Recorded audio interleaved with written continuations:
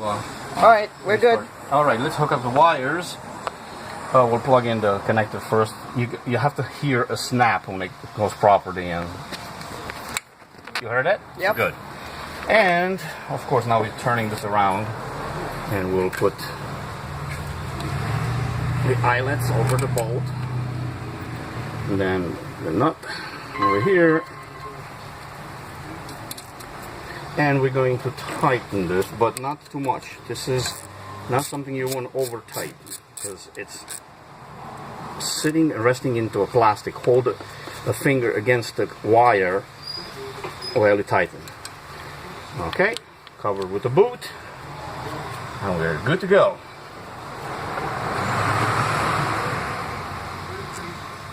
Alright, and the battery.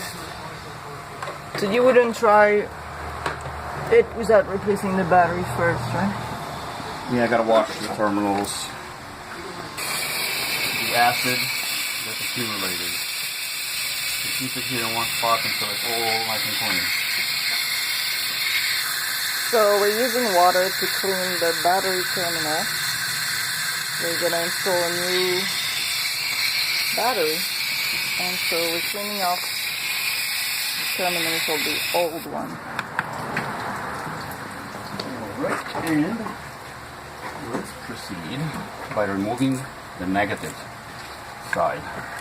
Now, as a reminder, if you had a newer car, you would have memory stored in the car, as the computer stores memory, the memory in the radio, GPS locations, and all of these things. They're all going to be lost if you disconnect the batteries. So there are battery savers, they call them. You can get them relatively cheap and plug them into the OBD connector, and they will store all your information while you're replacing the battery, including radio codes and whatnot. Okay, negative terminal removed. And put it aside over here. Just wanted to get the wire out.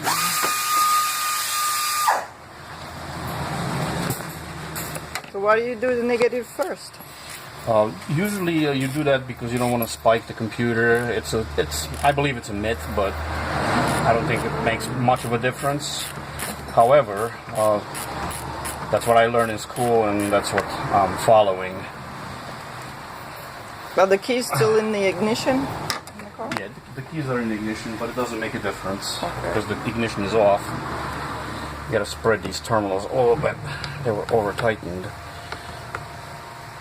by a previous person.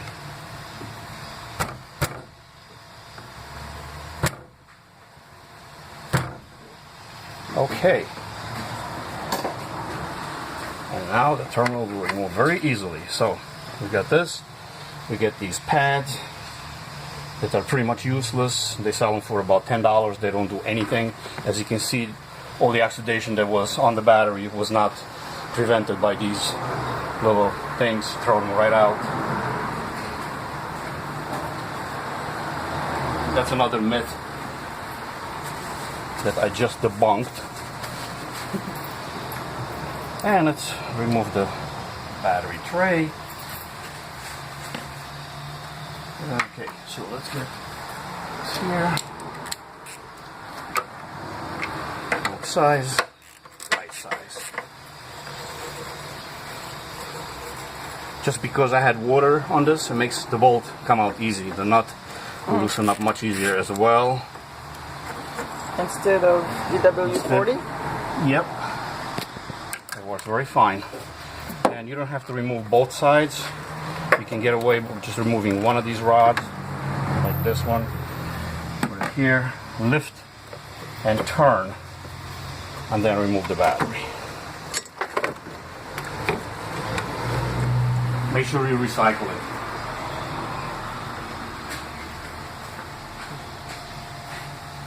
Interesting crap. I'm sorry. Let's remove these caps, protective. So if a metal piece, a wrench, would fall over the terminals, they will be protected. And it will not create a short or sparks. installing the battery in place. Some people like to put bracket. I prefer to put it down.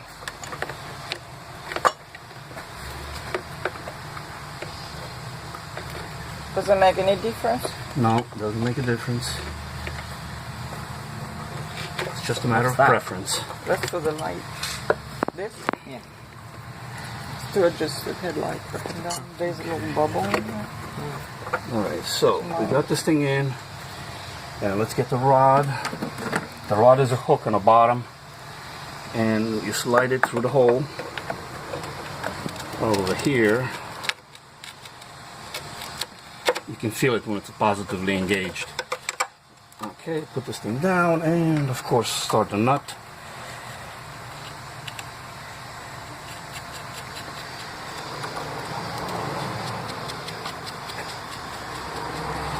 And as you can see, even though it was so corroded and rusted, see how easy this thing goes? Because of the water. Alright, what I do need to get is a deeper socket. So you can pause this for now. Oh, slipped out.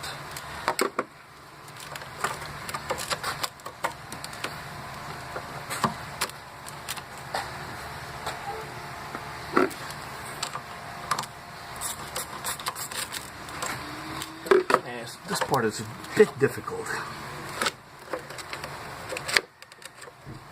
Need help?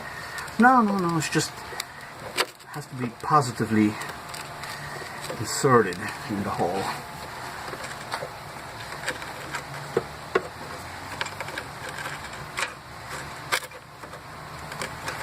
Gee, I can't find the hole. Here. Now you're blinding me. Put the light down here so do it. Please. There you go. There's the hole. I want a little too much of this. Do it. It's in. Now this side came out. Hold on, let's put some light in the picture here.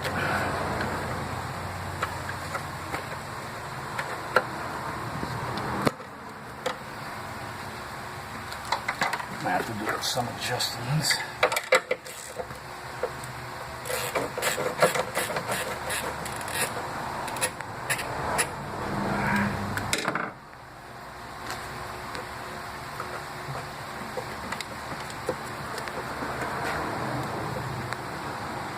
Okay. That one is tight. Let's do this side.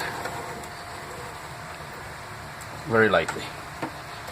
When the battery doesn't move, it's done. Yeah, you don't want to have a battery vibrating there. So, alright. This terminal is clean inside. You can ignore it. Normally, you would clean it or replace it if it's too corroded. But this one is not, so you just tighten the terminal.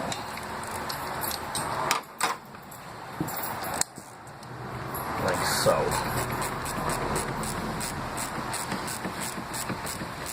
And again, not like a gorilla. Not necessary to over tighten anything.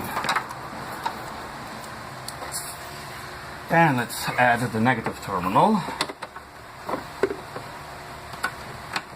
Come to Papa. So what school did you go to?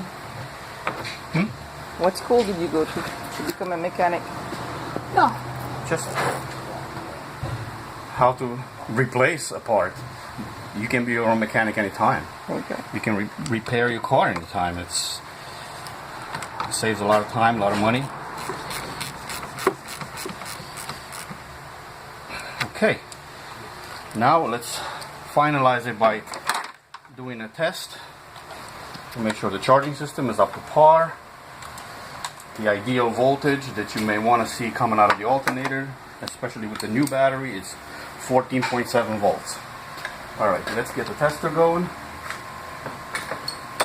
Oh, you hook it up, of course, negative to negative, positive to positive. It's called a toaster? Yeah, it's a fun way to joke about certain tools. It's a battery tester, alternator, and charging system tester. Danny, come see the toaster. The way you operate this thing is, first you want to see the condition of the battery by clicking this button and reading where the needle goes. supposed to be above 10 volts. Right now it's 10.5 to almost 11. So the battery condition is excellent. When we start this car, the needle should go to about 14, anywhere in this green zone, 14.7 being desirable.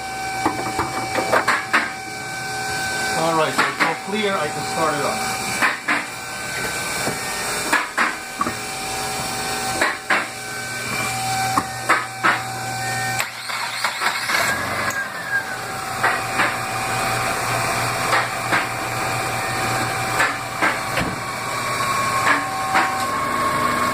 And it's right in the center of the green zone. It's charging fine. It's 14.2, which is very good due to the fact that the battery is sitting on the shelf for about 6 months.